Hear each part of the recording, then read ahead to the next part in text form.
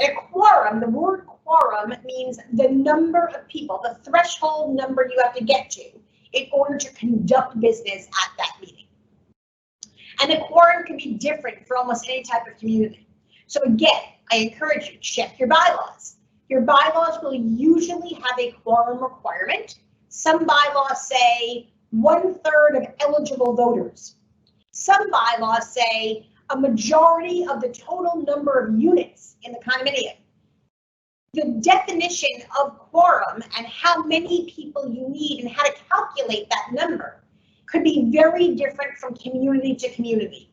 So if you live in a condominium right now, but you came from a homeowner association 2 years ago where you used to live, the quorum requirement might be very different from community to community based on your bylaws.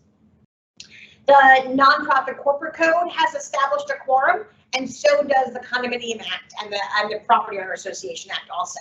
So again, you check your bylaws. If they're silent, you go to the law and figure out how to calculate those numbers. But almost all bylaws have quorum requirements.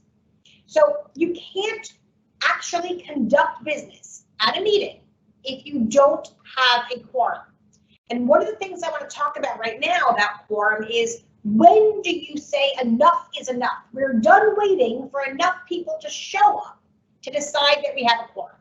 So if your meeting is called for 5:30, how long do you wait to collect registration, to collect people's signatures upon arrival, until you finally say, forget it, we don't have a quorum, we're going to move on and start the meeting and not vote on anything?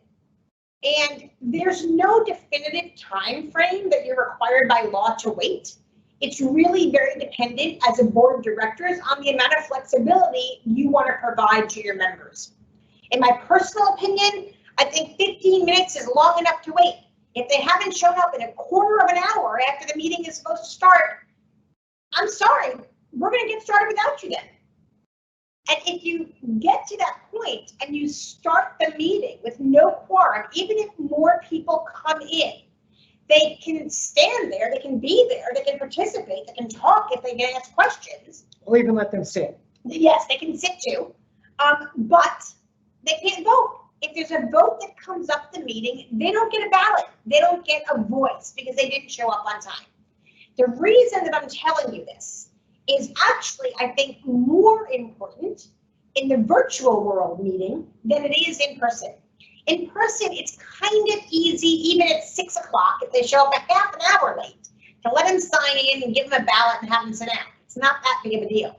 But from the virtual perspective, it becomes way more cumbersome to be counting people who show up after we start the meeting.